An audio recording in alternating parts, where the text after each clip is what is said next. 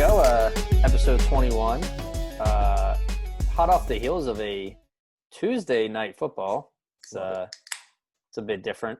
It was weird because I turned on the TV and the first thing I heard was Tom McCarthy, and I was like, "Is this a fucking Phillies game? Like, what the hell's going on here?" But yeah, that was a.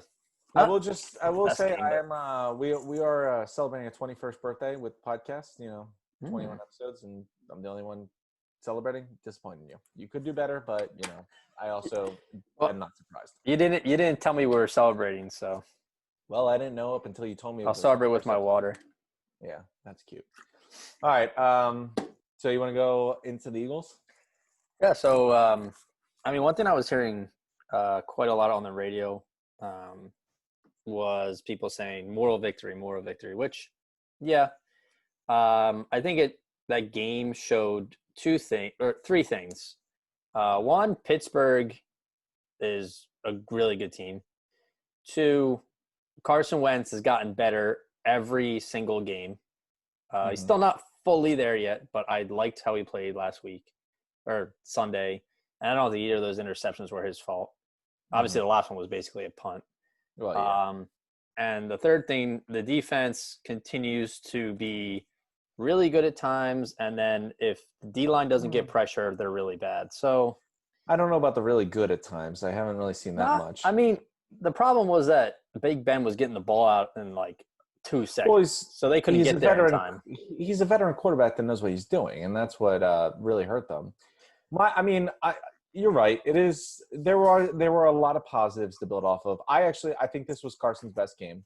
I agree. I like the fact that ever since Doug mentioned that he needed to simplify the offense and make it easier for Carson to understand, he's significantly improved. Like, it's day and night. I thought in the preseason when they didn't just bring in an offense coordinator was a horrific decision. I don't know why you needed all these voices in Carson's ear. And, I think Doug eventually corrected that and realized, you know what? I'll be the one talking to Carson from now on. And it's helped a lot. The biggest, win or loss, the fact that I saw Travis Fulgham out there, the next great wide receiver, just making – honestly, he was making catches that I haven't seen made since Super Bowl year Alshon Jeffrey. Like, to see a guy actually go up and get the ball was incredible. And he did it so many times. It was just easy for him. And this is building back off of one of the most impressive catches I've seen by a Philadelphia Eagles wide receiver in the last 5 years, last week with the Niners, over the shoulder like that. That was incredible. And I felt like this guy just kept on making – every catch he made he was either wide open in coverage and just, beating the coverage, or he was in contested, went up and got the ball against an elite defense, which is even more impressive. Yeah. I think there was a lot to build off of that. Eventually you're going to get Jackson and Jeffrey back, but I think Fulgham has earned himself a spot in this corp. He looked great. He's really looked like the best wide receiver I've seen since Super Bowl era Alshon Jeffrey. Yeah. The defense is still worrisome. I thought Doug gave up on the run way too early, as he has. Miles Sanders, and we kind of saw this coming. Miles Sanders is becoming a player where you just need to get him the ball. He's becoming. We said this with Odell Beckham Jr. You just need to get him the ball and let him do his thing. But just make sure the first thing you do is just get him the ball. It doesn't matter what you're doing, but just make sure the ball is in his hands. And Miles Sanders is becoming one of those players. And I felt like Doug gave up on the run way too early. I felt like we were still in contention for most of that game that we could have leaned on the run. I don't have the number off the top of my head, but I know there wasn't many rush attempts for Miles Sanders, which is not what you want to see. Defensively, the defense is a problem. They're going to be a problem going forward.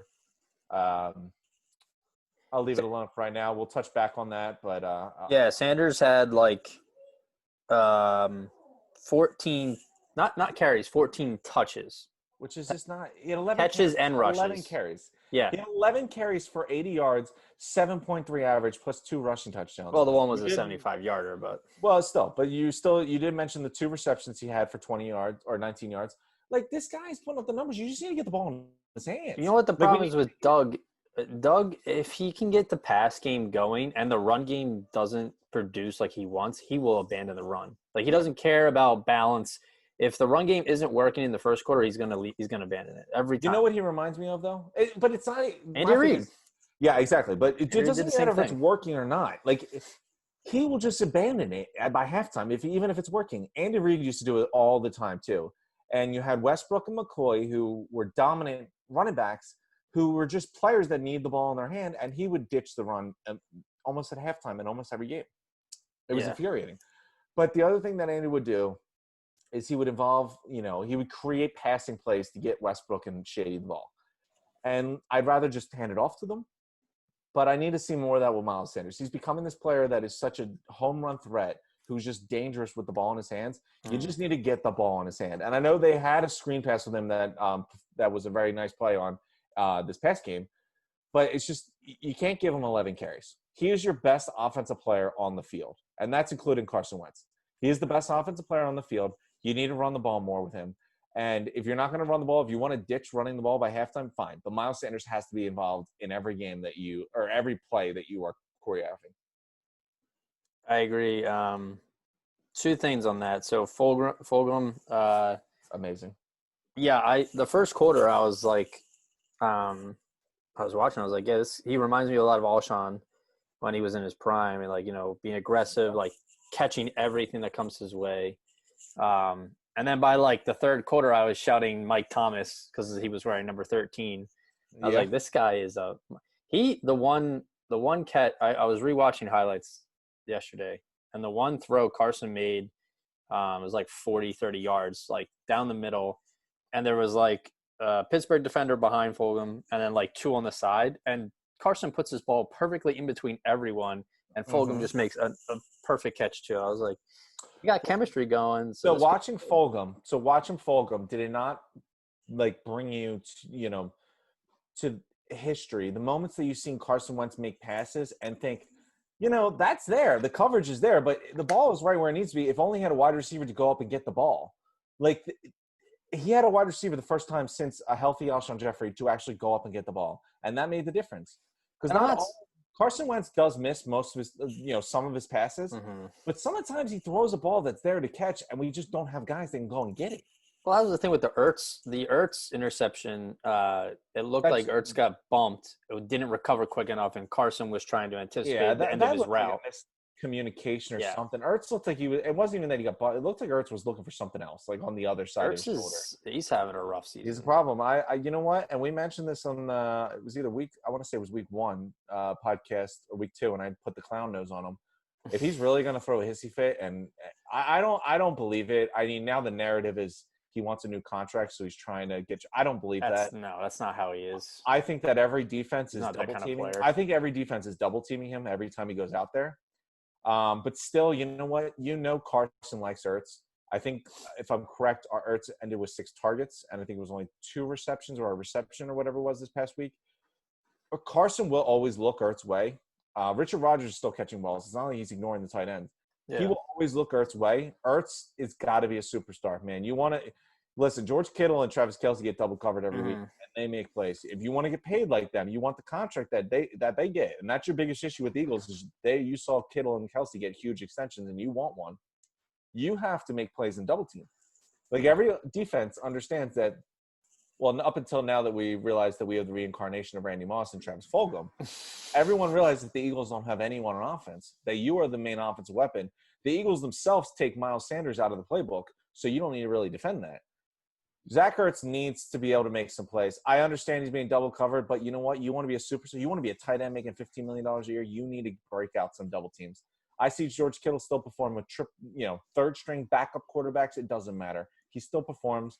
I know the team got schwacked, but he still made plays. Like, Kittle and Kelce don't have bad weeks. They make plays regardless if they're double teamed or not. It doesn't matter who's around them. I'd like to see a little bit more from Ertz. I don't buy into the narrative that he's being pissy or whatever. He's not that kind of player. I don't think that's true. I don't think it makes sense because Ertz needs to dominate to get that Kittle Kelce money. Yeah. And I don't think the Eagles are set on trading him. I don't know if we're going to be the team that gives him the contract, but I really don't think they're going to trade him, especially with Goddard out. Not with the injuries. But I think I think part of it is that he commands so much attention that the opposite part of that is that he brings players off of other players. So Fulgham has all these opportunities and like running backs Sure. have better opportunities. But Yeah, yeah, but I agree with you. yeah. He should be getting. Okay, all right. Outside of Fulgham this week, who has benefited from the double teams that Ertz is taking? No one. The offense has been stagnant. We haven't seen anyone actually go up and the catches. And this is why I love Fulgham, because the catches he's making aren't like he had a couple that were wide open. Don't get me wrong, but most of the time he's going up and getting the ball. Like he's just going up and getting it with coverage around him. It's not like they're completely ignoring him. It's that he's going up. Wentz throws a good ball, and he has a wide receiver that's capable to go up with contact and go get the ball. I will say though, he made a really nice play against one of your favorite safeties, who's having a pretty mediocre season so far, and Mr. Minka Fitzpatrick.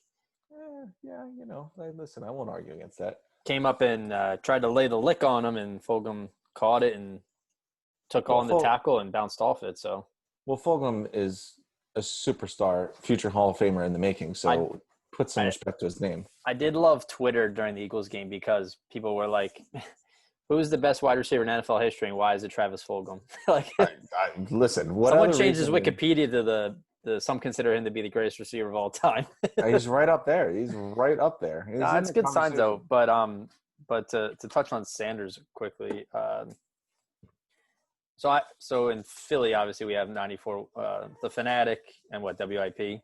Yeah. I've always preferred WIP. I think most people in the Fanatic are morons, especially Mike Missanelli, who was saying that he doesn't like Miles Sanders and doesn't think he's a superstar.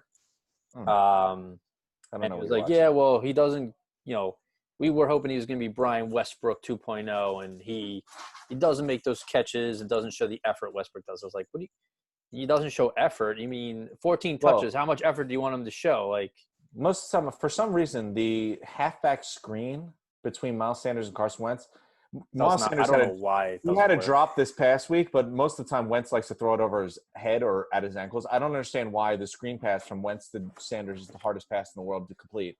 But usually Wentz loves to overthrow or underthrow that. I know Sanders missed the ball that was in his hands this past week. Mm-hmm. But, I don't agree with that. I think Sanders is – he was like, well, Sanders, he's not going to catch him if it's a perfect throw. I was like, the route Sanders is running, the ball should be perfect. They're easy 3-yard throws. Like exactly. How many times have you seen Wentz throw over Sanders' head or at his feet on a wide receiver? Apparently he wasn't watching when Sanders broke free for 75 yards and basically went untouched by himself just navigating through that defense. But, yeah, no, that was – you know what? And that was impressive. On a draw. It was a running back draw. That was impressive, but I got to say, when I was watching that play, I immediately called out his name. I didn't actually know who it was at the time, but I was like, whoever that wide receiver was. I think a Whiteside. Oh, that's beautiful. He is actually a pretty good blocker. He can't catch. I mean, he did have a good catch, though. So here's my thinking, because I was talking about this with someone today. I was like, all right, well, Fulgham is the greatest wide receiver in the history of the NFL, so he's clearly not going anywhere. So when Deshaun Jackson and Alshon Jeffrey come back, where do they play? I mean, yeah. I think just Deshaun takes over that Hightower role, or Hightower Greg Ward role, and Alshon probably takes over his normal spot. And Whiteside, he basically takes Whiteside's spot. Whiteside is basically, he's a big body. When he keeps blocking like that, he probably blocks better than Ertz. If you're going to let Ertz go, I wouldn't mind taking Whiteside as your second tight end. I think it's a move that would. I don't think they would do that, but why not? Why not? That's not realistically, when you're healthy. He's not that big to be a tight end, though. He's still a receiver. I think he's bigger than Zach Ertz. I don't think so. You know what? I think he's a better blocker than Zach Ertz, too. I don't know about that either. I mean, Ertz isn't a good blocker, but Zach Ertz has much better hands and can run much better routes than Arthur Whiteside, which is, as a tight end or wide receiver, is pretty important. Take that as you will. But the guy, he's not a small guy. I think to be fair, he's from Spain or whatever. He learned football late. He doesn't know much about being a wide receiver. If you taught him tight end, I think he would have been okay. Put him as the second tight end next to Dallas Goedert. See what happens. The guy can block. That was a hell of a block on that Miles Sanders run. Yeah. I don't know. It's just some things that I just noticed. Like I said, Wenzel's look better every game. I thought he played, like you said, he's not true to form yet. He's still missing throws he should make. But he made some really good throws on Sunday that I know Carson makes. I want people to realize, like, that was an elite defense we were playing. That was an elite defense. I think they weren't as good as they've been all year, but they're still like Bud Dupree and Hayward and Joe Hayden's now even still decent. Like here's the thing though, you can't Minka. say you can't say they're having a bad, they just had a bad game. You got to compliment offense. No, that's what I'm saying. That's the narrative people say. They're like, oh, the defense played poorly, or oh, well, how about maybe the Eagles' offense played well. Joe Hayden and Steve Nelson are very solid quarterbacks. Actually, Joe Hayden's very good. He's been a multiple-time Pro Bowl All-Pro. Fulgham was a problem for them all game. Oh, yeah. Nelson and Hayden, neither of them had an answer for him. I thought that one, and then as we can address on pretty much every Eagles game, the injuries. Mm-hmm. I thought that the offensive line played really well, but I will say when Lane Johnson got hurt, it was noticeable. I think he. I mean, yeah, you say 5 sacks, and I get that, but you got to understand who you're going into battle with. You have a backup offensive line against one of the best defenses in the league. I thought Lane Johnson – I did not hear T.J. Watt's name while Lane Johnson was out there. When he got hurt, then, yeah, I saw a lot of T.J. Watt being a problem. I agree. I think for some reason this is the year of ankle injuries across the league. I mean, Garoppolo had injury, and, of course, Dak Prescott's gruesome injury. But I think – I'm worried that they're going to have to shut Lane down because it's clearly when he had ankle surgery in August, like it's not healed fully yet. So every time he goes out there, he's going to keep wearing it down. And eventually it's going to get to a point where he damages it if he hasn't already. So I read something that they got the second opinion, and basically they're just saying it is the ankle, obviously. And they're basically saying, like, you know what, there's not much to do. It's just, it's pain. You're going to have to fight through it. All you need is rest. Like that's basically what they were saying. They recommend. I mean, because it's rare. It is rare to – I'm no doctor, but I think it's rare to have an injury, get surgery on it, and then a few weeks later require more surgery on that same exact injury. Yeah. I think what more than likely happened, they probably rushed him out a little too early. It's ankle surgery. He got in the summer, I believe it was, and he came in. I think he played week 2 was the first game he played because he missed week 1. He missed week 1, yeah. Yeah, so week 2. So what they probably should have done, they probably, could have, but I'm sure Lane wanted to be out there and the team needed him. They probably could have let him rest a little bit more off that surgery, and they probably didn't. And, the ankle's probably not 100%. But I don't think – I'm no doctor, but I don't think surgery will help him. And from what I've read from some of the injury reports this is more of just like, it's just a nagging injury. They're not really going to operate on it. You're just going to have to fight through it. Maybe he needs to take a week off on bad weeks, and, maybe he'll be fine on good weeks. But it's just tough, but I will say and T.J. Watt and Bud Dupree don't move much. I thought Mulatto, played decent against Bud Dupree. Like you said, the 5 sacks, and then the defense line was definitely a problem. Interior defense line I thought was a big problem. Stephon Tuitt and Cam Hayward made themselves known. But considering you're playing against, an elite defense, I thought they held their game as best as they could for a backup offensive line. So I have no complaints with the offensive line. Obviously, I want Lane Johnson to be healthy, but I thought he played well against T.J. Watt when he was out there. Agreed. On the flip side of that, our defense, and just goes to show you that, Schwartz can't always put the good player, like the right player in position, a.k.a. leaving Nate Gary to cover, Claypool, who's scored 4 touchdowns against them. Like, how do you not stop that guy or isolate him somehow? Mills played really well last week against the Niners at cornerback. Did not play well against the Steelers at cornerback. Mills, I'm so done with Mills. Hopefully, Will Parks, the safety they signed from the Broncos, is going to be healthy soon. I don't know where you're going to put Mills. Like, he's not a good safety. The safety move was an awful decision, and we already knew he wasn't that great of a corner. I think he played okay at safety, but I'd rather have Kayvon play or have.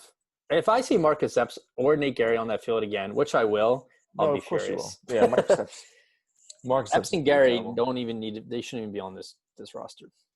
They're just not good players. Yeah, Epps is pretty brutal, but what are you gonna do? Again, but we know the secondary sucks. Slay's in concussion protocol right now, which isn't ideal.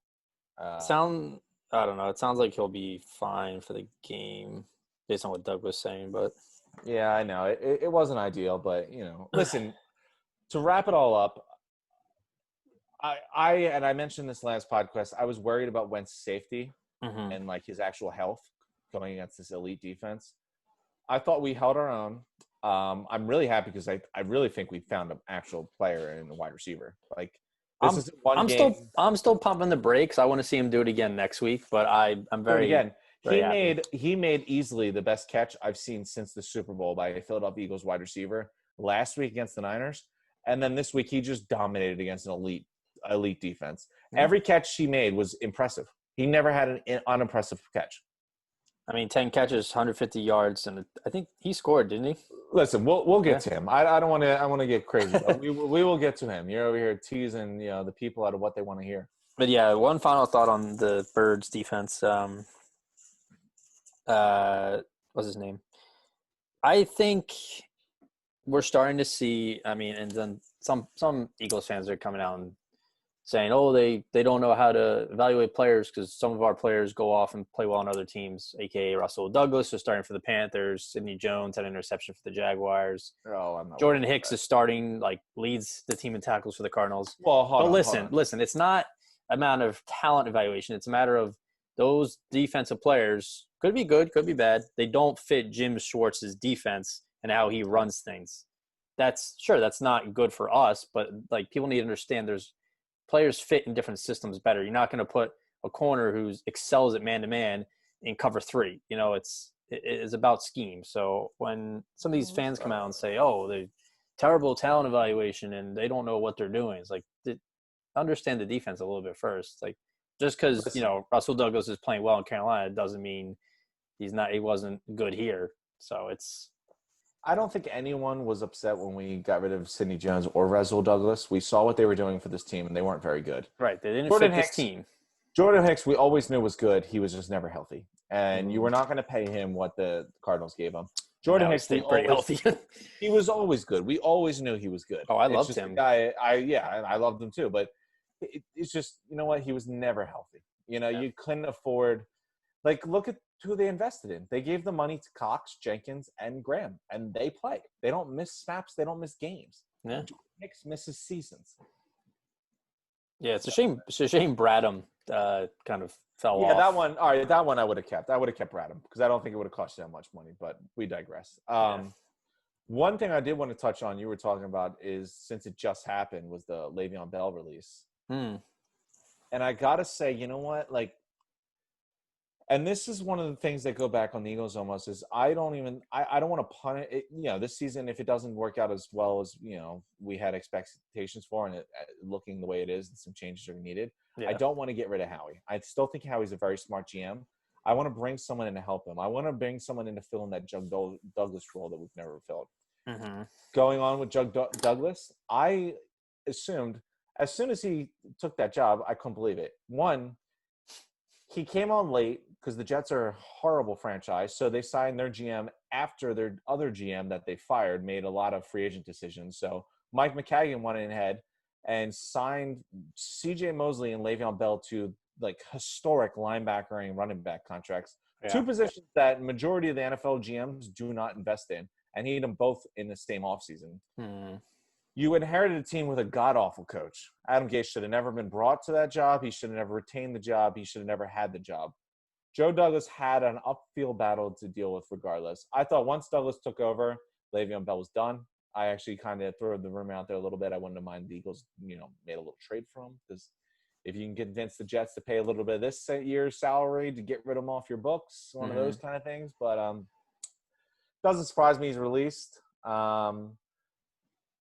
I was more curious off the top of their head. Is there any teams that kind of interest you on where Le'Veon Bell goes? I have one that popped in my head at first, and it was only because I was watching them today. I would not mind seeing Le'Veon Bell with the Buffalo Bills. That'd be interesting. I think Zach Moss has been a disappointment. He's a rookie. He's been hurt. I won't say he's a bad player, but I think everyone had too high expectations for him. I think Devin Singletary is a very average player. I think he plays well because he's in a good offense.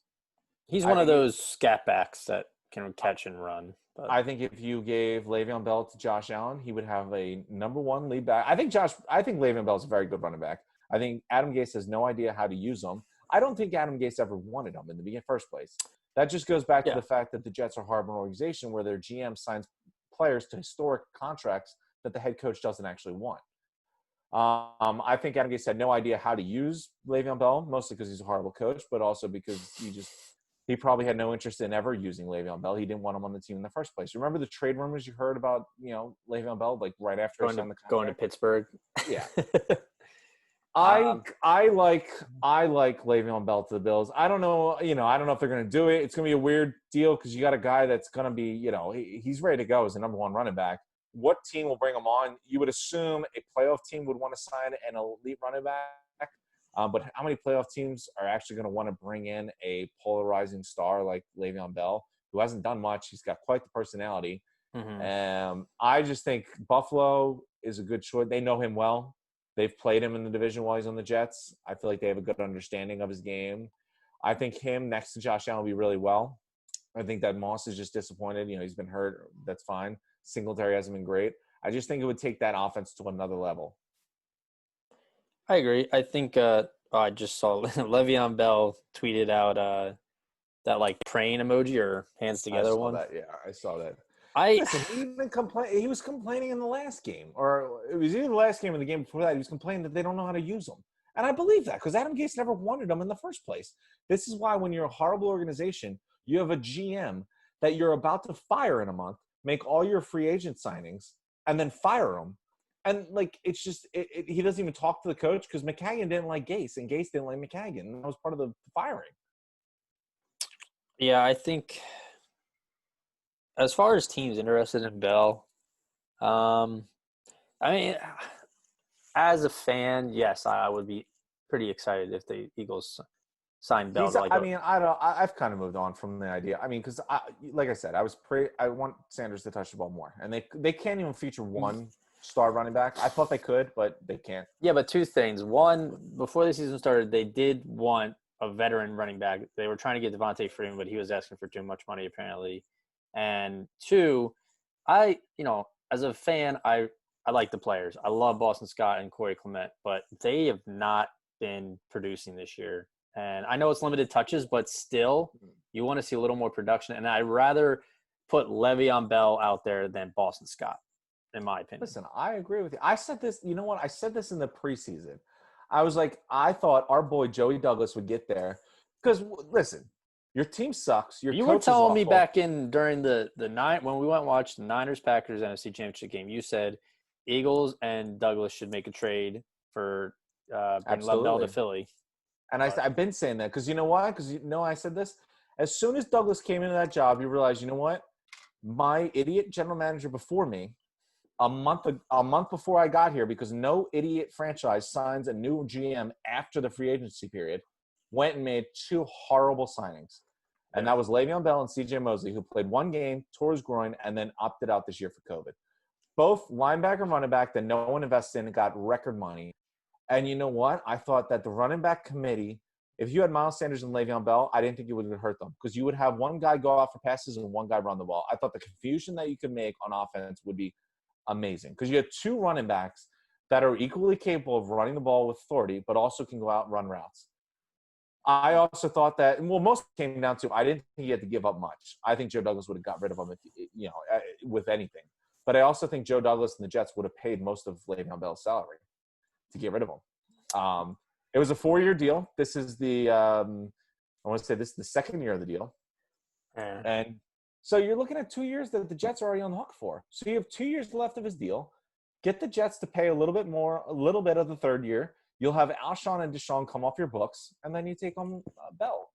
You need to add elite talent you need elite talent. This is why I personally don't mind investing in the running backs, because elite running backs are different than mediocre running backs. I know James Robinson can go out there as an undrafted rookie and run for, whatever he's going to run for, but his team sucks. They have one win and they suck. Dalvin Cook, Alvin Kamara, and Derrick Henry, teams that invested in their running backs, aside from the Vikings, are doing very well. And they're the lead focal point of their offense. And they still are, and they make the difference. Yeah. I don't know. I'm just thinking off the top of my head as far as teams go.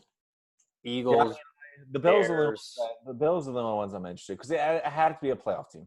It had to be a team that actually wants to win because otherwise, why are you bringing them in? Yeah, I don't know. I think the Bills make the most sense. I think him, Diggs, and Allen on offense is dangerous. I think they like their running backs though, and they have Yeldon. Like they're all Yeldon and Singletary are those You're talking about receiving backs, and then mediocre. Moss is more of the power See, back. this is my point where I'm for investing in elite running backs, because you're talking about 3 mediocre average running backs in Zach Moss, Singletary, and I TJ get Yeldon. that, but I'm saying then Go get Josh Allen, elite talent. They did it already with Stiff Diggs, who's an elite talent. And look at him. Look at him. He's leading the league in receiving yards.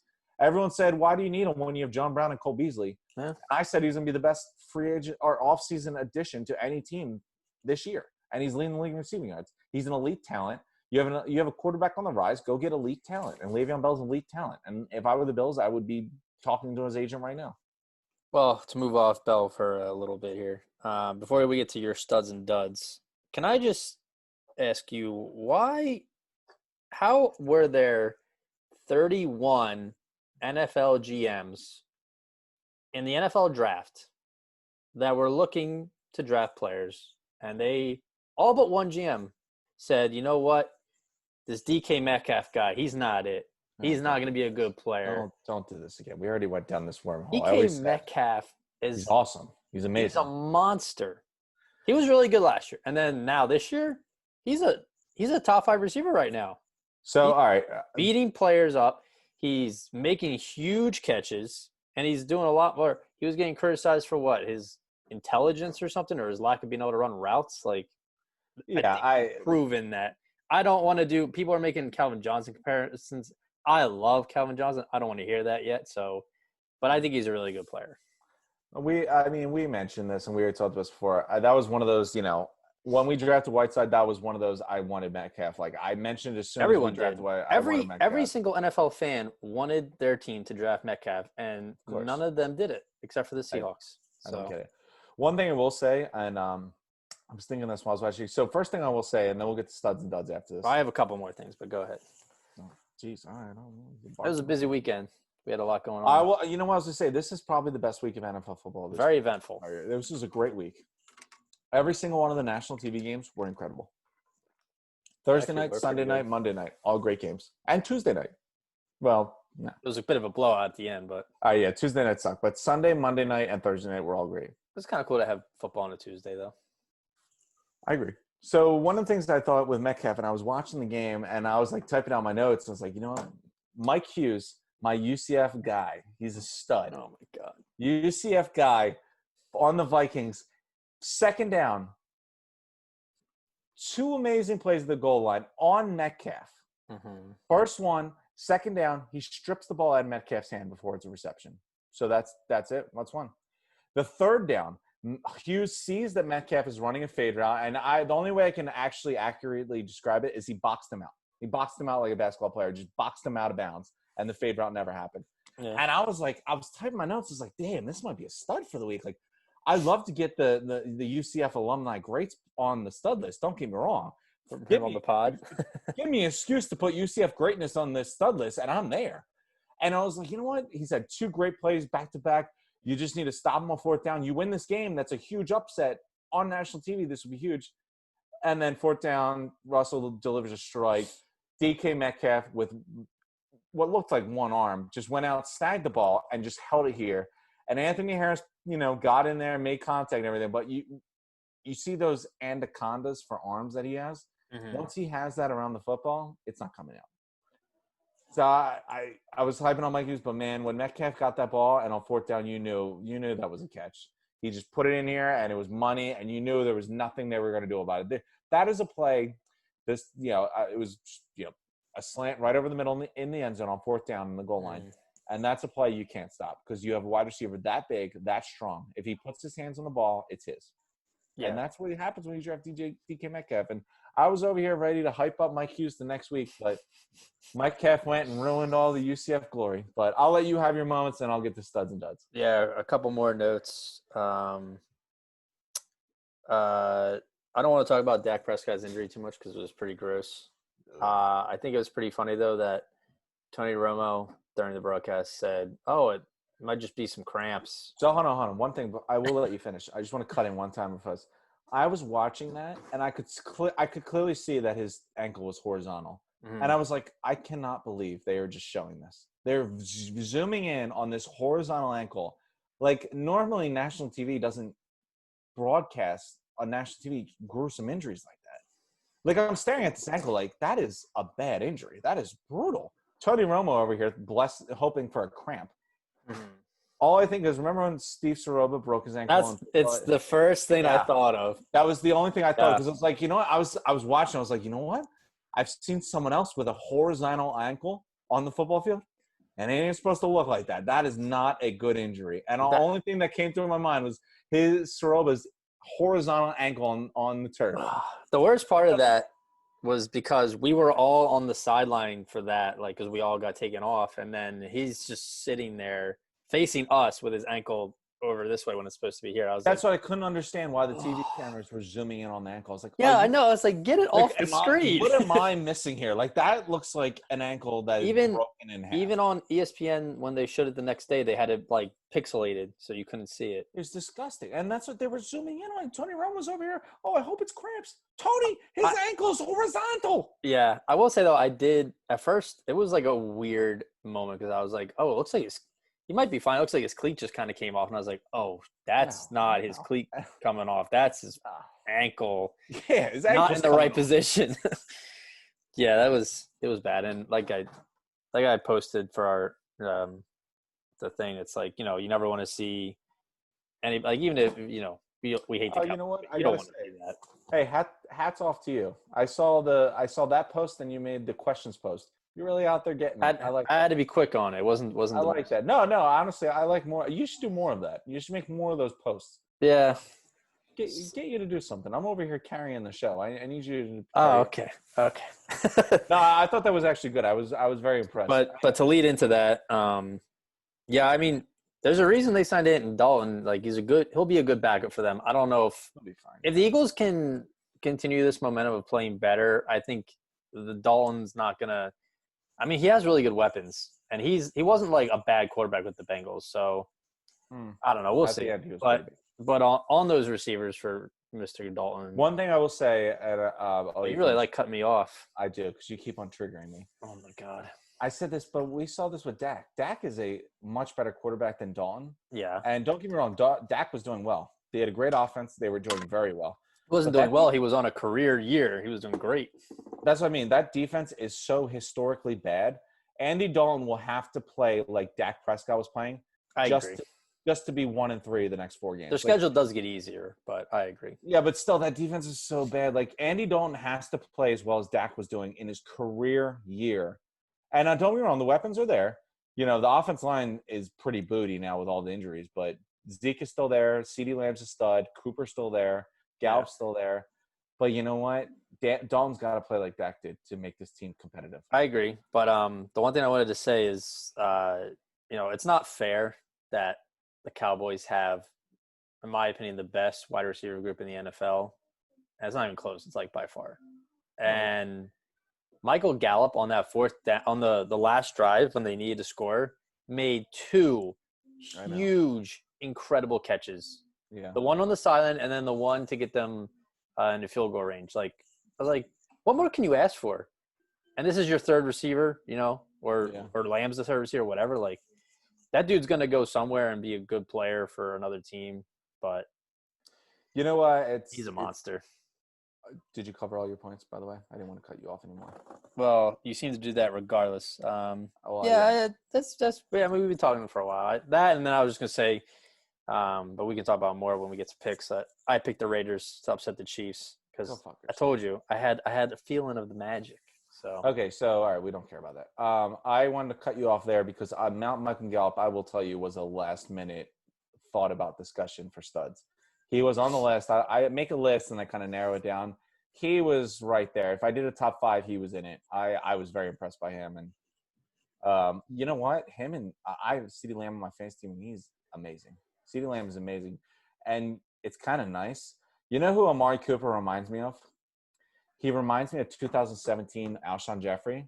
Yeah. Because 2017 Alshon Jeffrey wasn't really getting as many yards and receptions and all that, but he was taking the attention away from the defense. So Nelson Aguilar, Torrey Smith, Zach Ertz could get all the balls thrown their way and dominate. I mean, yes, but Cooper is like top 5 in receiving. Yeah. So. Well, yeah, I know. But I know. I get your point. Yeah. CeeDee Lamb and He gets the Gallup are attention. number. Yeah, they get. Yeah, but CeeDee Lamb. I think CeeDee Lamb's been the most impressive Cowboys wide receiver this year.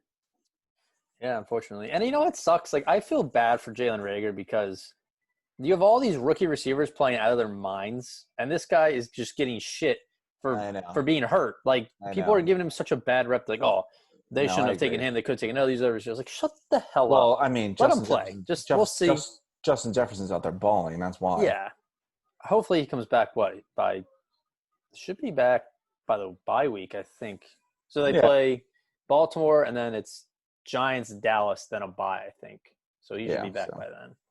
All right. Well, to the part of the show that we all came for. Studs and duds. Studs and duds. So we'll start with the studs because I like to start with the good stuff before I get to the bad stuff. Should I get my popcorn? I would be disappointed if you didn't have your popcorn. I have Wheat Thins, not popcorn, but. Okay. Well, there you go. Do you have your pen in hand and paper to take notes? It's all here, buddy. All right. Well, even better. So my first stud, and this one's actually a big one because we can check on your archives, but I do believe this is my first defensive stud I've ever done.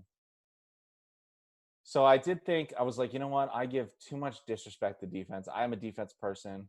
I like defense. I've always have.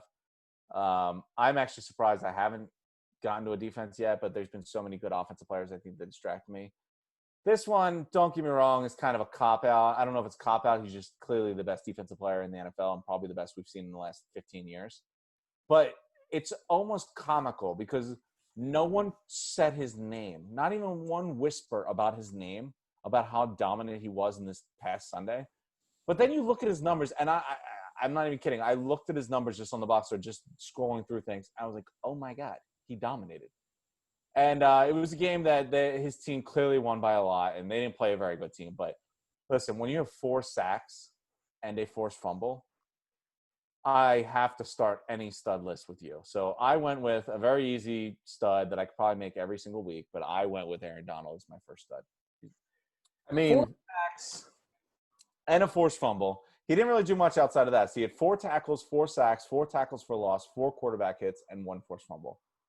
But don't sleep on the fact that 4 sacks is something that doesn't happen very often. I would say that probably happens. I mean, I'm just off the numbers. I can't imagine that happens more than maybe once every 2 seasons.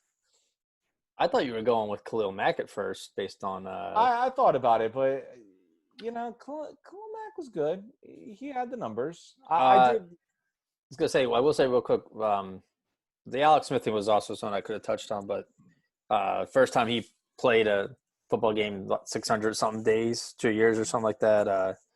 And Aaron Donald went in for a sack when Smith was in.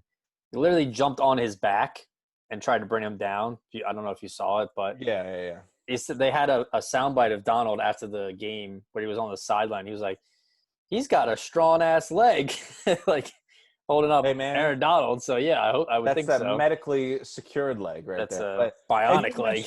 One thing you mentioned about Khalil Mack, and don't get me wrong, I did think Khalil Mack. I watched that Thursday night game. I went out and watched the whole thing, and he was dominant. He had 2 sacks. Aaron Donald doubled that. And I know it wasn't the greatest team he played against, but 4 sacks and a forced fumble. Like, if you're a defense player and put up 4 sacks and a forced fumble, like, you should win. It doesn't matter who you're playing. It doesn't matter what offense you have. You should win that game because that is such a disruptive performance. You can't ignore that. So it mostly came down to the fact that I've always ignored defense, and they make my duds list, but I haven't yet to put them on. Oh no, you know what? I'm wrong because C.J. Henderson was a week 1 stud. Oh yeah, no, I mean, you know how I always talk about my love for safeties and corners, so I've always been more impressed with defense. I mean, it's a cop-out kind of a defensive player to pick for my studs list, but listen, 4 sacks and a forced fumble in a 30-10 dominant. Yeah, we'll get to it, but his team is still in our top 10 power rankings, and we'll get to that later. But my 2 studs of the week, and they kind of go hand in hand because they kind of played each other, and we kind of touched on this a little bit. Only 2 studs, not 3? Guy, learn to count. I already did 1 so with Donald. All right, number 2. There we go. So number 2, I had to put him, and I know I'll catch some flack because I feel like a couple other episodes I justified studs and duds off of winning and losing, and I picked a loser for number 2. But this is complete, Philly bias, and the fact that I saw a guy just go out there and dominate like I've never seen anyone else dominate for this team in years. 10 receptions, 152 yards, and a touchdown. And none of those catches looked competitive. They looked elite. They looked like, I'm going to go get this ball, and no one else is getting this ball against a very elite secondary, against a very elite defense in general. And in a game they never had any business being in, but if it wasn't for him, they never would have been in it. I'm going with future Hall of Famer Travis Fulgham as my number 2 Future Hall stud. of Famer. He's an absolute stud. Like, he made plays that I haven't seen since a healthy Alshon Jeffrey, like a Super Bowl run to Alshon Jeffrey. Yeah. And we just talked about how he took away, he didn't do much the Super Bowl, the regular season at least, because he was more of a decoy or just more of a presence. This guy went up and got the ball many times, and I was extremely impressed by every catch he made. I was just dumbfounded. Every time the ball left Wentz's hand, I just assumed it was going to Fulgham. Yeah, he was balling out. Incredible. He was a walk-on from Old Dominion. Got cut by 2 teams, ended up on our practice squad, and now he's, like you said, a Hall of Famer. Listen, I'm for it. I'm all for it. He is the best wide receiver I've seen for the Eagles this season by far, and I'm for that. He looks great. He might be a practice squad hero like Greg Ward, but to a much higher level. But yeah, so you know what? Most of my optimism is tied around most of my optimism about losing a game to the Steelers is tied around how good Fulgham looked. So with that said, I am going to go to my first stud, and this one kind of stings me, but I don't think this was pretty easy. I don't think I could have possibly gone with anyone else.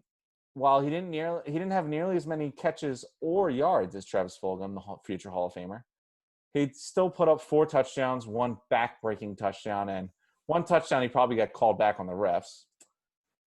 And I will touch on that a little bit because I think the refs, don't get me wrong, was I mad that they called pass interference on Claypool on an easy touchdown? No. Was I mad about the fact that they didn't even want to care to really seriously review the fact that I think it was Claypool fumbled in the end zone? That was a football move. When you catch the ball here and put it here, and then they punch the ball there, the ball can't be here to punch out unless you made a football move to tuck it away. Are you talking about Ebron? Or Ebron, I'm sorry. First of all, they ruled it an interception, which didn't make sense to me.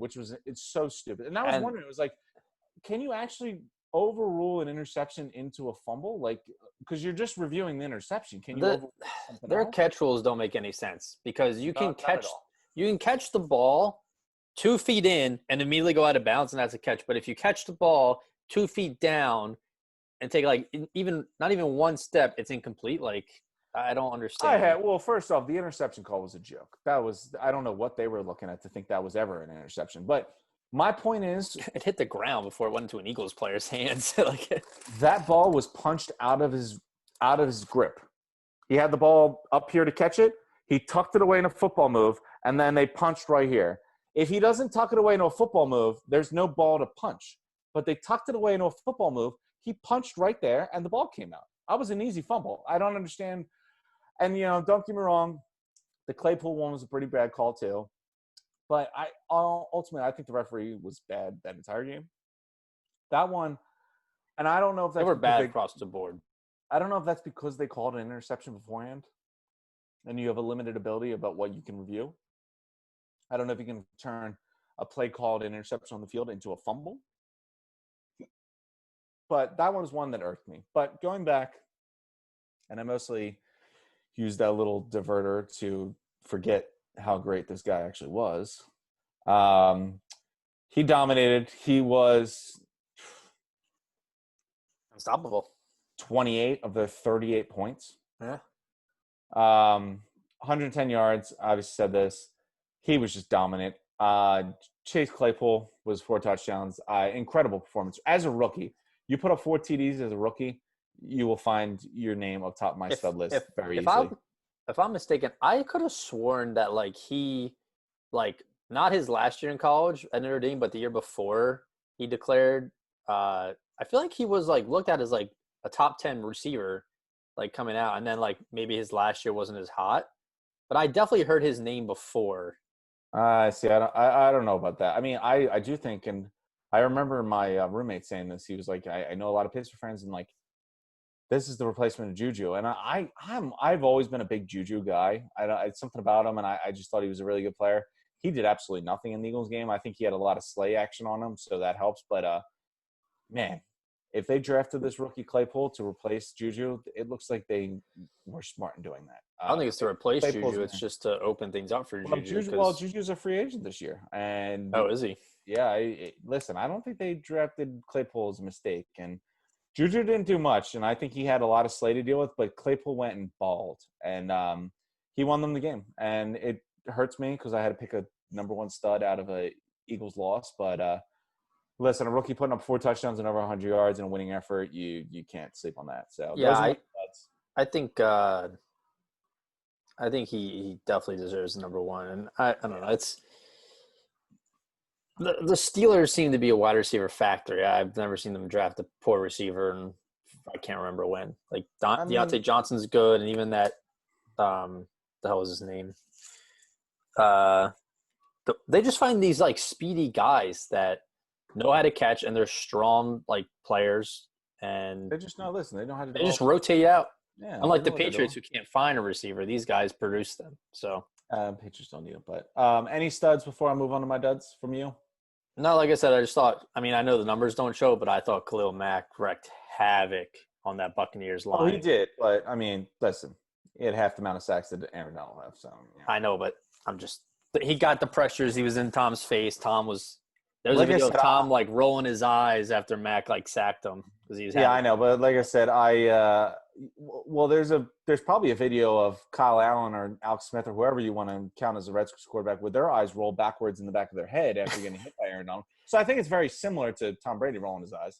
Aaron Donald always has like one game where he has like 3 or 4 sacks, like at least every month. So yeah, he's he's pretty amazing. I never picked I picked a defensive guy before, but I don't do enough defensive love on studs, and I am a defense guy. Listen, 4 sacks and a forced fumble, I'd be ignorant not to put you up there. You know, they're just dominant. So what are we looking at for the duds then? Let's get to the duds, and I have some heat piled behind these duds, so we'll get to it. Oh boy.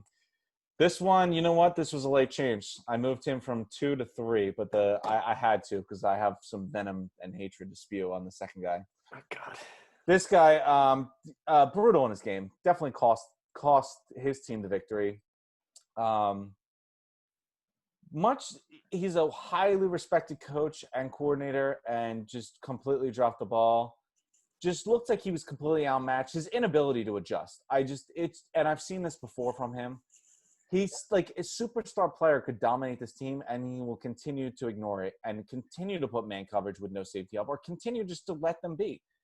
There is no adjustment in his game. He comes in with the same exact, game plan that he finishes the game with. And I'm going to go with the fool that decided that lining up Nate Gary on the guy that scored 3 touchdowns prior in a crucial game-deciding play as my dud. So my third dud is going to be Jim Schwartz.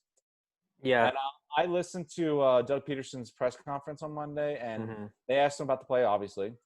And he just basically, he just said, you know what? We came out in this play, and veteran quarterback like Big Ben just identified immediately that Chase Claypool was against a linebacker and audible to a play that we can cover. Basically, what that actually sounds like to me is our defense coordinator foolishly left a dominant player on your weakest player on your defense and just prayed, honestly, you just prayed and hoped that Big Ben wouldn't have recognized it. But Big Ben, being the 2-time Super Bowl veteran quarterback that he is, immediately recognized it, immediately changed the play to make sure that the guy that's already has 3 touchdowns against your team today would get his 4th to win the game against the worst defensive player on your entire team. Yeah, I was listening to that too. Unit, I'll say, on your starting unit. I was listening to his presser too. How you can justify Nate Gary on Chase Claypool is embarrassing. How easy it was for Chase Claypool to get open on Nate Gary is embarrassing. Yeah, well, Doug's excuse was that he was like, well, Nate could have probably taken a couple steps back, give himself more space, but at the end of the day, the Pittsburgh, executed perfectly, and that was. You know what that sounds like is that my defense coordinator played chess with Big Ben Roethlisberger, and Big Ben found his mistake immediately. We lost the game of chess because Nate Gary. No, Big Ben's playing chess, and Jim Schwartz is playing like Connect 4. Why? You know what? You're gonna have to look at the lineup you're throwing out there. You're gonna have to look at the play you're calling. in no way should Nate Gary be on Chase Claypool. This guy has 3 touchdowns on you. You got to keep him from dominating you anymore. And to make matters worse, there were quite a few plays that I saw where I saw Darius Slay like 9 yards away from the line of scrimmage. I was like, this guy, that's not what he's here for. He's here to shut down your receiver. He can't do that if the receiver's 10 yards away from him. Like, let him play his man coverage. Let him beat up the receiver off the line. Like, listen, I agree. I mean, they gave up 38 points, which you never want to see. Defensively, the defense has been an issue all year, and they haven't made. Some players have made progress. I mean, I'll admit Slay's been good. The back seven, linebackers and coverage. I think the D line's been fine. Well, we saw Hargrave actually do something. He had, I think it was a sack in the first quarter. A half sack, yeah. Yeah, half sack, and they didn't do anything else for the rest of the game, which you come to expect from Darren Hargrave. But it's just, and Doug Peterson knows this too, is Jim Schwartz went and gambled, put his worst defensive player on the entire field on the most dominant player of that day. And Big Ben saw it immediately and audibled and beat you. And it's foolish to think that you were going to get away with that. You were foolish to think that Ben Roethlisberger was not going to see you putting your worst linebacker on the wide receiver that already has 3 touchdowns on the day. That was inexcusable. I think Jim Schwartz has been very questionable all year. This one was brutal. The last play with Claypool and Nate Gary was extremely brutal. And Doug, I think when he had an answer for it, was also pissed. And it reminded me of when Doug had his press conference and he answered on what was it? It was the Carson interception against who did we play before the Niners? The Niners. The Bengals. Or no, I'm sorry, the Bengals. He had that interception where he just threw a bad one. He read the route completely wrong and probably should have never left his hand. And you could see the same amount of frustration when Doug had to talk about that play as Doug had to talk about why Nate Gary was on Chase Claypool. And that's just foolish. And that should never happen. And that was brutal. And that was cost of the game. But we digress. On to my second dud. Yeah. So this guy, and I will talk about a little bit of an argument that I've been making for a couple weeks now because it does kind of relapse. Justin Herbert out there, Monday Night Football, playing very well against a very good team. Both of our Super Bowl champions. Season pick. They were in the Superdome. Obviously, there were no fans there. But you know what? He out there, he looked really good. He gave him a lead. I got to say, 2 of the most impressive catches I've seen back-to-back in recent memory. Alvin Kamara is instant offense. He is the number 1 running back, and he is the number 1 wide receiver. Yeah. The bobbling catch he made, he just with the and the toe tap. He's so quick. He's literally like a hummingbird. He just moves his legs and his arms so fast. To bobble the ball, recover it, and then tap your feet and get in, they score huge. Chargers get the ball back. Your rookie quarterback's driving. I want to say, I think there was a minute and a half, 2 minutes, whatever it was. They're driving the field, and then Mike Williams makes one of the best catches I've seen this year. You saw a lot of good catches this weekend, huh? Dude, this is the best week of football this season. This has been the best week of football this season. Yeah. Mike Williams, though, just to jump over Marshawn Lattimore, go get the ball, lose his helmet. Incredible. Marshawn Lattimore immediately had revenge on the next play on 4th down, where they, threw it to Mike Williams. I think it was a 9-yard gain on a 10-yard play or whatever, and Marshawn Lattimore made a hell of a tackle and tackled him short of the 1-yard line. But Justin Herbert put his team in a chance to win. He gave him a 50-yard field goal in a dome. This guy was making 58-yard field goals in pregame. Okay, I was wondering where this was going. No, hold on. No. You haven't even gotten there yet. We haven't even got to the last loop. This guy was making 58-yard field goals in pregame. He's got a 50-yarder lined up in a dome with no fans. He already has missed an extra point on the day, so you're already down 1 point because this guy sucks. He has trademarked his nickname as the Money Badger. This idiot actually went out of his way to, I assume, pay money and effort to trademark a nickname called Money Badger. I don't think he actually trademarked it, but I think there was something behind it. Okay.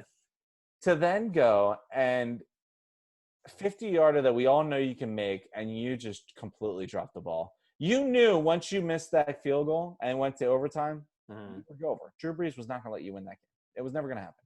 Justin Herbert gave you the magic then. Marvin Badgley, you cannot miss that field goal. The fact that you missed an extra point before, the extra point in that game is the reason you're a second dud. I would have let you go if it was just for the missed field goal. The fact that you missed the extra point earlier in the game, you are the second dud, and you suck. I was gonna say I don't know. I might have had him as third dud, but yeah, that's not what you'd like to see. You know what? Because the game a 55 yarder is not easy though. No, it was a 50.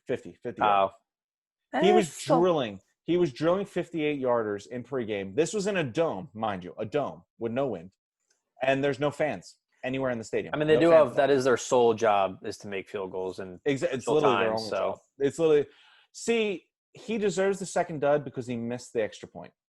This game would have been different if he got the extra point too, but he missed that. And then a 50-yarder to win when your rookie quarterback drives the field, and this is where I'm getting to my last loop. And I know, and I'm not going to all this for a kicker. And I'm not going to let this get ignored on any week we do this podcast. I know they went out and completely shit on the defending NFC champions. Mm-hmm. But if you think you can lie to me and tell me that Justin Herbert was going to drive that field to get him in a 50-yard field goal range with a minute left with a packed Superdome, you're out of your goddamn mind. Justin Herbert was able to lead his team down the field because there was no one in the stands. There was no pressure. There were no Saints fans blowing his eardrums out.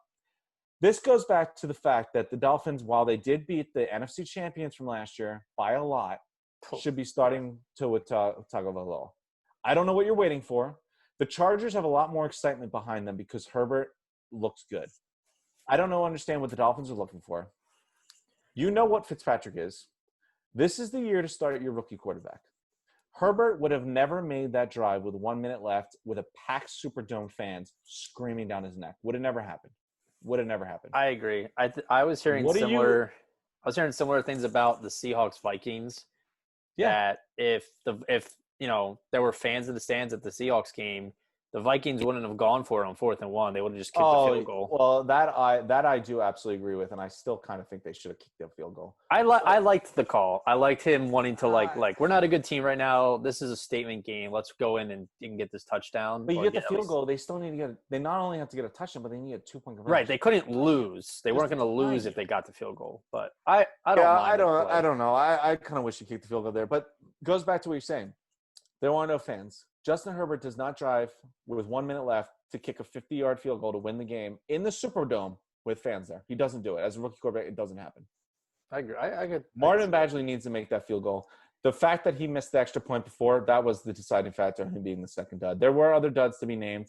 And don't get me wrong, there might have been a bias involved when I put him above Jim Schwartz. But it's my list, not yours. So, yeah, I will say I just heard the Eagles, Lincoln Financial Field is going to start allowing some fans to come to the games now. I don't like that because it's not like the pandemic gotten better. I think there still should be no fans. Period. But did you watch Texas A&M versus Florida by chance? Yeah, but that's listen. Dan Mullen, like you said, if Texas A&M is going to sell at their stadium, there was a lot of people there. Then they were all sitting next to each other, all without masks. I thought it was an image from last year. But you know what? Texas A&M won. And to a football coach, that's all that matters. Okay, but we're talking about a sport versus life and death potentially. Well, no, see, you're talking about a head football coach. The only thing they care about is winning games. So that's I know, but I'm saying. But here, don't take away my thunder. So down to the final dud. Are you going to give another monologue for this one, or is it probably? It won't be as long, but it will be a little quicker. Don't you run out of breath at all? You always talk for so long. No, I'm used to it. So this final dud, this one actually feels good to me because this was one of my preseason duds. I knew he had absolutely nothing left, and I knew that signing him would be an absolute disaster. I thought the team was pretty decent, and signing him would set them backwards. Okay. He had I know where you're going. You want to talk about losing a game. Not only does he record a safety that was completely his fault. That was so bad. Record an interception that was his fault. Also really bad. Record an intentional grounding that was absolutely his fault. And then record a pick six that was his fault. Well, the intentional grounding was the safety, but yeah. Well, you know what? Listen, I've heard it both ways. Phillip Rivers is the problem. And now I'm hearing them talking about them wanting to bench him. I believe, I could be making this up, but I believe he has got 5 interceptions to 3 touchdowns, I think it is. Mm-hmm. I'm going to double check that real fast. I will say, though, I still think he's a better option than Jacoby Brissett. So he has 4 touchdowns, 5 interceptions on this year. This Okay. Cleveland Browns game, he lost that game for you. Do you I not agree. focus on anyone else? He lost that game for you. He's a veteran quarterback. A veteran quarterback should not be taking first off, a veteran quarterback should never be taking safety. That is unexcusable. A veteran quarterback shouldn't have 2 interceptions, one being a pick 6. Brutal performance. His defense is very good. The Colts, I think, defense has exceeded everyone's expectations. I know Leonard was hurt for this game, and that hurt them in general because they had trouble slowing down the run. But yeah, Phillip Rivers, horrible game. That's what you expect out of a rookie quarterback. He played like a rookie quarterback when he's that much of a veteran. I mentioned this. I screamed this when the season started. I said this was a bad signing. I said this was his Eli Manning year, and now we're talking about sitting on week 5. I'm not surprised. I'm just surprised that the Colts are surprised. He's not a very good quarterback anymore. He's got nothing left. There is no movement left in him. He makes bad decisions. He doesn't even give you the veteran's edge where he's just going to make a good decision in a tough moment. He's hurting them. He's killing them, honestly. Phillip Rivers is easily my number 1 stud this week. He cost them that game. He's costing them this season. And honestly, I kept this one short because none of it surprises me. I said this from the beginning of the season. Not even a little bit. I think he had a bad game, but I don't think he's been brutal all year. And granted, they didn't play the best opponents. 5 interceptions to 4 touchdowns. Yeah, it's not good, but I'm start. I mean, we crucified Jameis for 30-30, and that was even. He's thrown more interceptions than he does touchdowns. Also, I've never heard analysts praise a player who's not even playing as much as I've heard praise for Jameis Winston for some reason. Like, everyone keeps, like, comparing all these quarterbacks, like you said, Phillip Rivers and Carson Wentz, like, who are throwing all these interceptions, and then they're like, oh, well, Jameis Winston's looking pretty good now with all those 30 touchdowns. Like, what? He's not even playing. He's a backup. See, but that goes to the point. You know what? You might have thrown a ton of interceptions, but you threw 30 touchdowns. I don't see Phillip Rivers throwing 30 touchdowns. I see him throwing a ton of interceptions, but not 30 touchdowns. Fair enough. So that's yeah, those are the studs and duds. So let's get to power rankings, and we'll finish with picks. Yeah. So let's see. And one last note, Dan Quinn and their GM of the Falcons also were fired. So. Oh, yeah, you're right. Honestly, the studs are pretty easy every week. The duds are a little harder, but I had a high competition for duds. I had multiple people I'd left off the list because I know I picked Bill O'Brien as a dud last week because he got fired, and I left Dan Quinn off the list. But I just know he was thought about. It was just this was a big dud week. This is the earliest I've ever seen coaches get fired. So. Oh yeah, I can't imagine having Gay survive. This 2020 season will go down as the wildest in a while, and I will say I wouldn't be surprised if we get to like December and they announce like we're gonna have like weeks 18 and 19 because of Corona. So that's okay. What was I just talking about though? I don't know. I usually don't listen. So that'll leave off that awkward spot. Okay. Well, all right. Just kidding. So let's go into our so fuck me, right? Pretty much, yeah. Our power rankings had some interesting movement this week, especially our top 5 moved a lot. So let's start at number 10 though. We have the Browns making their first top 10 of the year at number 10, and I will say, Stefanski. Listen, well done. I was listening to this one podcast called The Ringer, and they were talking about how Stefanski has got 4 wins in 5 games with the Browns, and what was his name? Who was the guy before? Like 2 coaches before him. Hugh Jackson. Hugh Jackson had 4 wins in 40 games. Yeah, 40 games. Hey, listen, I think I have. You know what? Hats off to Stefanski. He's been amazing, and I think now that you're seeing the Vikings struggle, I think it's becoming more evident how smart Stefanski is. Yeah, he's a great coach, and this is what they needed. Keeping Freddie Kitchens was a horrific mistake. This is what they needed, and I'm happy for them. Yeah, I think in my opinion, he's coach of the year candidate right now. Oh, without a doubt, yeah. With the Pete Carroll and obviously the floor at the Packers, but yeah. So number 9, we had the Patriots sliding back a little. Then number 8, we have the Rams, who only got one loss on their record. Then the number 7, we have the team that beat the Rams, the Bills, who just lost to the Titans, who we have at number 6. So Titans are still undefeated. I was a little worried about them, but they played pretty well.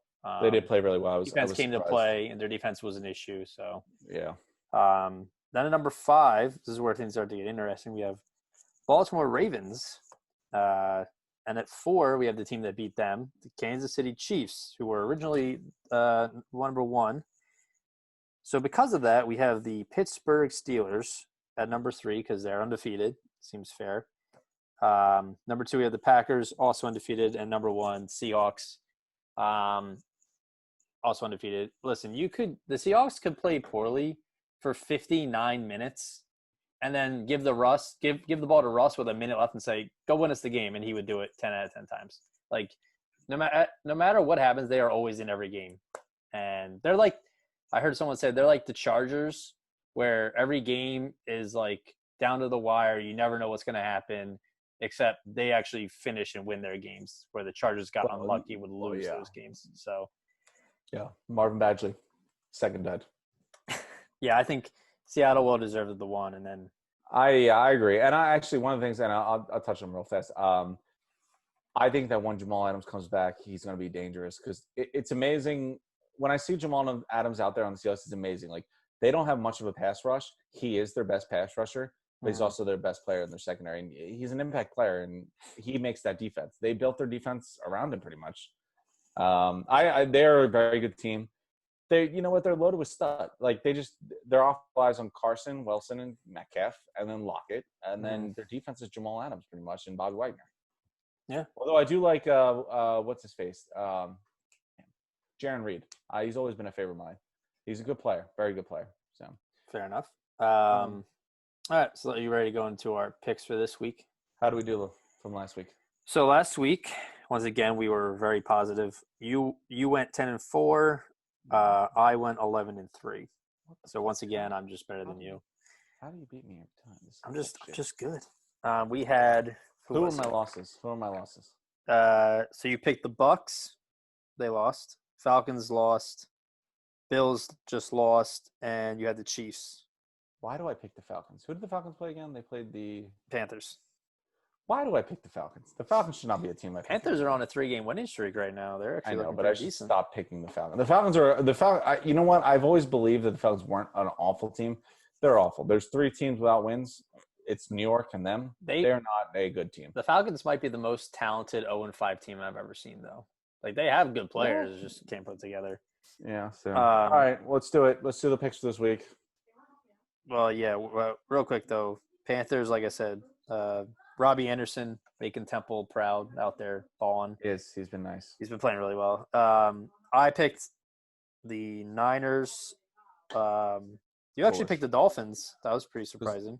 Because I'm a smart person. Yeah, well, I picked the Raiders to beat the Chiefs because I'm a smart person. That was my upset of the week.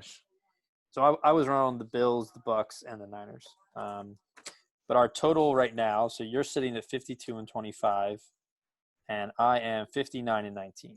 So we're killing it right now. You got 6 games on me, though. Yeah. It's probably going to stay like that the rest of the year. So shut up. This is my week. All right, baby. Second place. Give me the good stuff. This is my week. All right. Starting off, the team that seemed like they were never going to play again, the Patriots, go against the Broncos. I'm going to take the Pats. I don't know who's playing quarterback for the Broncos anymore. So me neither. Give me the Pats. Okay. Then we have Texans at Titans. This is actually surprisingly tough. I'm going Titans. Listen, I watched that game against the Bills. I don't think the Texans. I don't think the Texans are as bad as 0-4 and firing their coach, but I don't think they're very good. Give me the Titans. I'm gonna.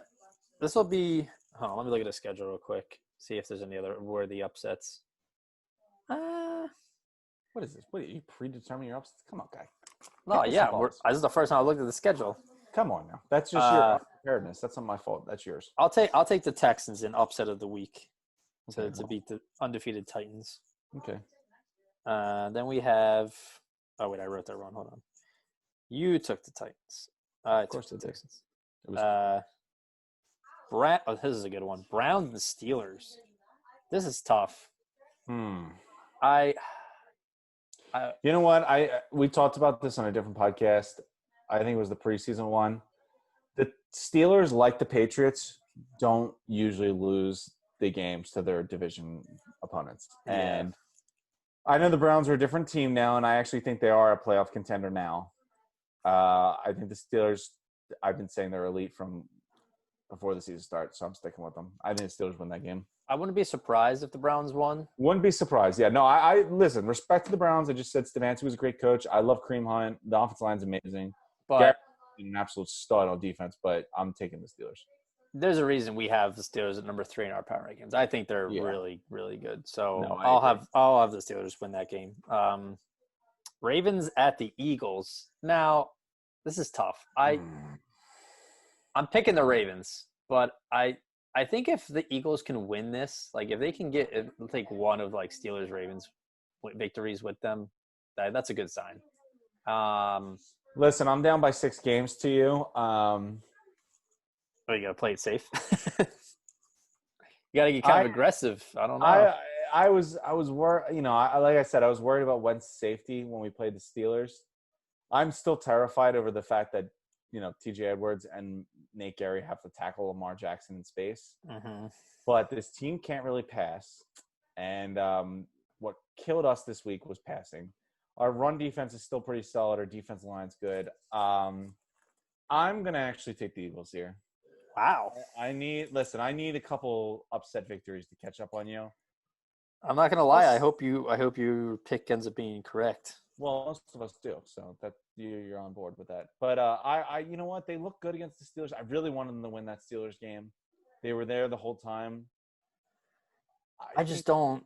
I don't know how they contain Lamar. Tackling Lamar Jackson will be a problem. They're not going to be able to contain Lamar. I think a very good tackling team, but the Ravens don't really pass the ball that well, and we can't defend the pass. But we have a solid front four. Our linebackers suck, but I'll give it the Eagles. I'm hoping for the good stuff. I think it'll be another close game. I don't think they're going to get blown out. I think it'll be within 10 points. I expect them to win. Okay. All right. Next one is this is a doozy.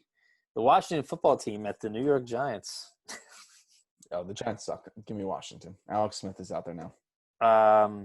I actually am going to take the Giants. I think that's all things considered. I mean, they did play the Cowboys defense last week, but all things considered, they looked pretty decent. And honestly, Danny Dimes is a solid quarterback. I don't think he's ever going to be a great quarterback, but some of those throws he made on the run, like sideline throws to Slater, a couple of them, pretty good throws.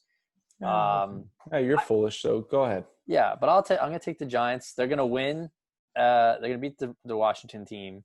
And then the week after, they go to Thursday Night Football to play the Eagles, and the Eagles are going to give them the business. So they'll think they have but they don't. So. Guys, what are we doing? Picks for next week or picks for this week? Relax there, guys. You gotta entertain future. No. I'm not entertained by your cheating nonsense. Then we have Falcons at Vikings. There's a lot. This is a week of kind of close games. I don't. Listen, you can debate and act like you needed time to decide on this. I'm not falling victim to the Falcons twice. Give me the Vikings. The Falcons boned me enough times. Give me the Vikings. The Vikings look good on Sunday night. They blew the game, but they looked as good as you could look while blowing a game. I feel like oftentimes when there's a coaching change, you get a little bit of a boost. So I'm going to take the Falcons to beat the Vikings in this one. Fair enough. I get it. The Vikings look this week. The Vikings look decent against the Seahawks, but take away Dalvin Cook and what happened? They had to go with backup running backs. I mean, actually, he didn't look too bad, but Cook got hurt. But I do believe he's going to play next week, if I am correct. Oh, whatever. I take Vikings or Falcons. I mean, got an abductor strain. Okay. Then we got Lions and Jaguars. Lions and Jaguars? Yeah. This is a coin flip. Oh, yeah, that one's not a pretty game. You know what? Lions off the bye. Give me the Lions. I was going to say we said the Jags were going to be one of the worst teams, so I think we should just stick with that. Fair enough. Bengals at the Colts. You know what? I know you were ripping Phillip Rivers, but I think he rebounds. I'm going to take the Colts. He was my number one dud. Joey B's going to drop some buckets on him. I'm taking the Bengals. This is going to be a very interesting week because we are not taking the same picks. That's fine because I'm going to cover up those 6 games you have on me right in this week. Or you'll be down by 10. Oh, go on. Get out of here. Another good game, Bears-Panthers. I'm riding this Panthers no McCaffrey train. I'm going to take the Panthers. Matt Rule's got it together. Nah, Nicky Foles. He beat the GOAT. He can beat Teddy Bridgewater. No, I don't. They had a whole extra week pretty much, the longer week from Thursday night. Yeah. Then we have the Jets at the Dolphins. I'm not going to think twice. I'm going to take the Dolphins. I hope Tua plays that game, but I'll take the Dolphins. You know what? Anytime Fitzpatrick's like positions put into question, he balls out. Like, yeah, I agree. See, but that I listen. I he's like, I need to play now. All right, let me show you. I agree 100% with you. But you can't let those games decide that. Like he does this all the time, but you can't let that happen. Yeah. You see the success Herbert's having, and like I said, Herbert was not going to drive the field with 1 minute left in the Superdome in a packed stadium. Let Tua out there. Let you see what you got. But we digress. Go ahead. This is a week of good games. Packers and Buccaneers. Could this be the week that the Packers finally lose? Not the week I'm picking against them. I'm picking the Packers. Tom Brady's going to lose 2 straight? Yeah. Yeah, I agree. I'm going to take the Packers. Then we have Rams at the 49ers. I know Jimmy G's ankle was not good. I can't imagine they throw him back out there again. No, stop. So I'm going to go with the Rams. Jimmy G was heavily considered for one of the duds. He just played a quarter. I know, but listen, that's kind of part of it. Is like you could tell he wasn't healthy though. Like he wasn't. He was still considered as a dud for the poor performance he put out there. But yeah, I'm taking the Rams. I'm going to go with one of my studs. Apparently, we have 2 Monday Night Football games. According to this. Oh, yeah, we do. Yeah, I'm looking at that right now. The Chiefs play the Bills at 5 o'clock on a Monday. 5 o'clock? Yeah, that's a little strange. 5 o'clock Eastern. Whatever. So Chiefs listen, we watched football on Tuesday tonight, so we might as well have a 5 o'clock Monday Night Football game. This is tough because one of these teams is going to lose 2 straight, and I don't think it's going to be the Chiefs. And I think the Bills are still a good team, but I think the Chiefs rebound. I don't think Mahomes is going to lose, so yeah, I'll take the I don't know the last time they've lost back-to-back games, so. Yeah, it's not going to be this week. And then the last game is Cardinals at Cowboys. You know what? For some reason, Go ahead. Go ahead. Say it. I could see the Cowboys winning this game. That's fine. Go ahead. But. Oh, come on. You can't go against your redheaded brethren. Yes, I can. No, that's fucked up, man. Andy Dalton, get out of here.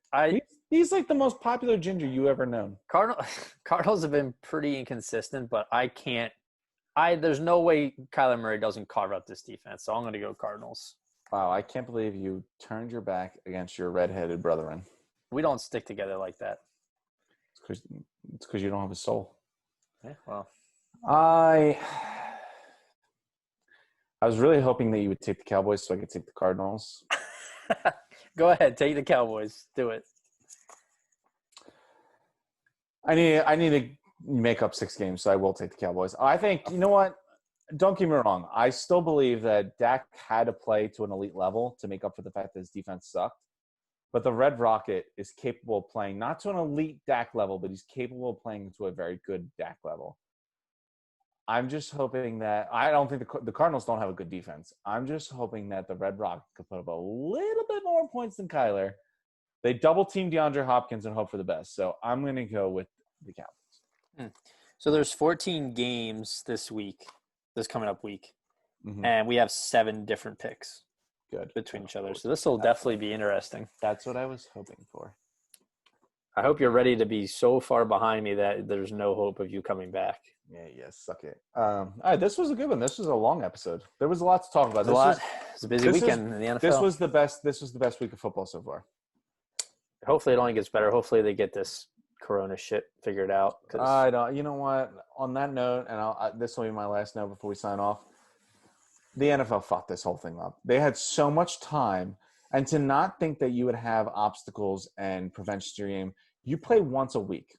This isn't baseball where you can cancel 2 weeks worth of games and make them up with double headers. They should have put in a week or two of Corona games. And you know what? If I have to wait an extra week before playoff football from the end of the season, fine. But now you're in a tough spot. The Broncos are already pissed because they had to practice all week and then they got their bye. Which, you know what? I would have been pissed. I don't blame them. I'd be furious. And they bring up a very good reason. But you know what? You're eventually going to run out of bye weeks. Because they're moving. It's not even the team. Like when the Titans got sick or when the Patriots got sick, they had to move other games, like games from weeks from now. Eventually that will catch up to you. And yeah, you're not going to be able to keep making all these game adjustments. Not at all. They should have scheduled it out where you had all the time in the world.